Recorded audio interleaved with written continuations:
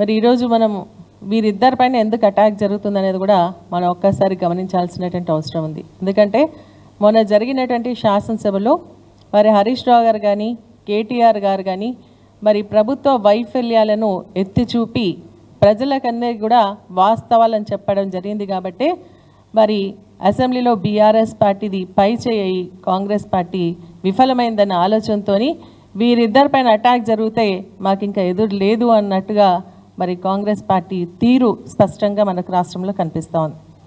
ఈరోజు మనం చూసుకున్నట్టయితే మరి ఏదైనా ఇప్పుడు చెప్పినట్టుగా మాట్లాడుతున్నప్పుడు కొన్ని సందర్భాల్లో వాస్తవాలు చెప్తున్నారు. కేటీఆర్ గారు మనం చెప్పడం కూడా ఏం జరిగిందంటే బస్సులలో ఇట్లా జరుగుతుంది, ఈ విధంగా జరిగింది అని చెప్తూ మళ్ళీ మీ ఇష్టం మీరు ఏం చేసుకున్నా సరే ఇట్లా చేసినా సరే అని చెప్పేసి ఒక మాట దొరలడం జరిగింది.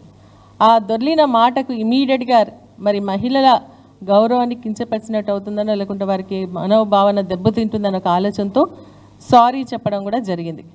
దాన్ని దృష్టిలో పెట్టుకొని రాజకీయ లబ్ధి పొందడానికి ఈరోజు మన మహిళా మంత్రులు కానీ రాష్ట్రంలో ఉన్నటువంటి కాంగ్రెస్ పార్టీ నాయకులు కానీ మరి దాన్ని ఎత్తి చూపి దానిపైన మరి యాక్టివిటీస్ చేయడం నిజంగా కూడా మరి తెలివి తక్కువతనానికి నిదర్శనం అని చెప్పేసి తెలియజేస్తా ఉన్నాను.